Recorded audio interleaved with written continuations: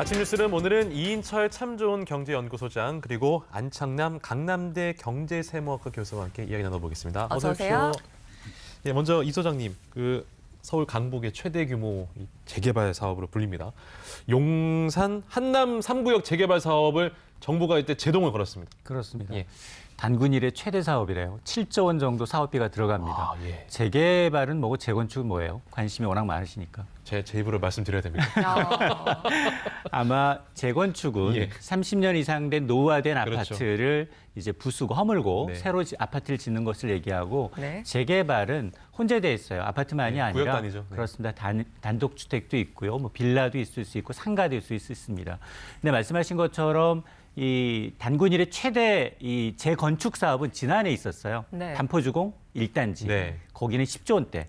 근데 이번에 7조 원대도 굉장히 만만치가 않습니다. 네. 이 사업도 지금 이 용산구 함남 상구역의 경우에는 여기는 지금 한강을 내려다 보일 뿐만이 아니라 네. 아마 강변북로를 이제 다니시다 보시게 되면 함남대교 사이에 있는 굉장히 좀 가파른 언덕 위에 예, 집들이 빼곡하게 있잖아요. 맞습니다. 예. 거기가 지금 한 5,800여 가구, 임대주택이 한 870여 채가 들어가는데 예. 단위 사업장으로는 재개발로는 최대입니다. 그렇군요. 그러다 보니까 이 큰 사업체 시공사 선정 과정에서 이 빅3 건설사가 도전장을 냅니다. 네. 이 빅3란 여기서 현대건설, 네. GS건설, GS. 대림산업을 얘기하는데 예. 근데 워낙 큰 사업이에요. 문제는 이제 이 입찰 과정에서 건설사들이 과장 경쟁이 화근이었는데 최근에 이 국토부와 서울시가 입찰 과정을 자세히 좀 들여다보니 네. 위법상이 발견됐다라는 아하. 겁니다. 그러면서 불법 소지가 많기 때문에 일단 입찰은 무효해라. 아하. 그리고 이 조합에 다시 재입찰을 하도록 권고를 했고 권고. 왜냐하면 이제 네. 국토부는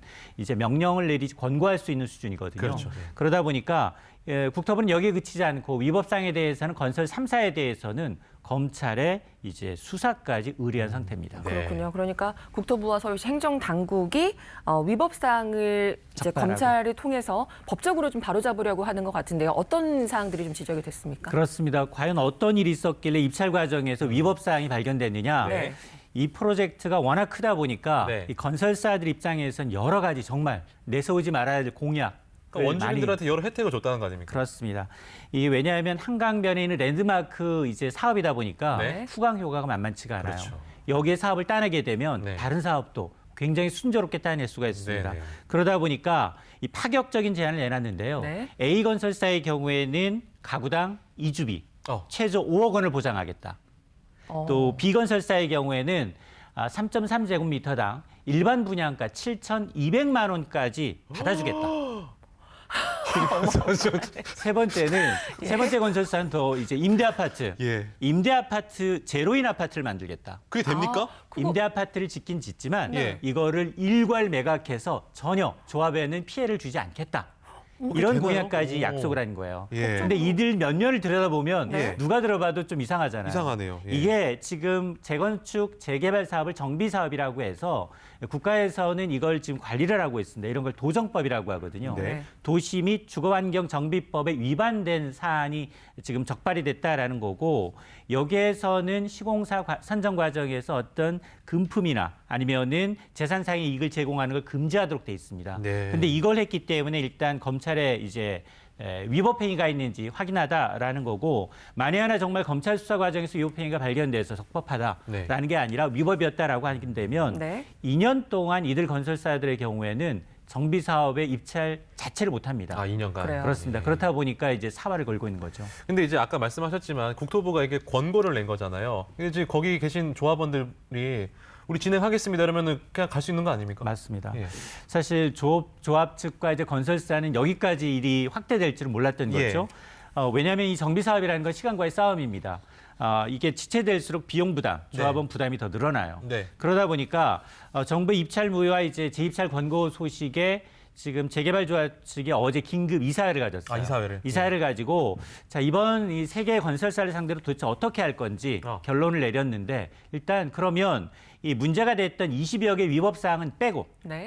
수정 제안을 한번 받아보자라는 쪽으로 가닥을 잡았습니다. 네. 그래서 아마 한남 3구역 이 재개발 조합은 오늘로 예정된 건설 3사가 와서 합동 설명회를 해라. 대신에 국토부가 지적한 위법 사항을 좀 빼라라고 아. 이제 할 것 같고 네. 문제는 만에 하나 이제 법원에서 시공사의 불법이 확인이 되면 예. 그때는 시공사만 제재를 받는 게 아니라 이 시공사의 제안을 받아들인 조합 측도 네. 제재를 받게 됩니다. 예. 그러다 보니까 조합 측은 지금 다음 달 중순으로 예정돼 있는 조합원 총회에서 과연 시공사 선정을 계속 강행할지 여부를 고민하고 있습니다. 네, 어쨌든 뭐 7조 원 규모의 어마어마한 사업이니까 정부에서 꼼꼼히 들여다보고 있는 것 같은데 다른 재개발이나 재건축 사업에도 좀 영향을 미치게 될까요? 크게 좀 영향을 있겠네요. 그렇습니다. 진행이 안 되니까. 맞습니다. 예. 이제 정비 사업이 한 단계 한 단계가 굉장히 시간과의 싸움이고 예. 늦어질수록 이제 조합의 어떤 부담이 늘어날 수 있는 구조여서 이번 이제 국토부의 제재가 다른 정비 사업, 재개발 재건축 사업에도 영향을 미칠 수밖에 없습니다. 네. 때문에 일부에선 이런 것들이 재개발 재건축이 늦어지게 되면 공급이 좀 지연되잖아요. 네네. 그래서 일부에서는 공급 부족을 우려하는 목소리도 여전한데 그러나 중장기적으로 보게 되면 입찰 과정이 다소 투명해지고 그리고 이제 공정하게 진행될 가능성이 높다. 건설사들이 무조건 수주하기 위해서 과도한 어떤 수주 경쟁은 좀 줄어들지 않겠느냐라는 거고 그렇게 되면 큰 그림에서 보면 결국은 시공 능력, 네. 얼마나 이 경쟁력이 있는지 이런 것 중심으로 이제 평가하는 건설사들의 실질적인 능력을 평가하는 계기가 될 수 있다라는 기대도 나오고 있습니다. 알겠습니다. 이 주제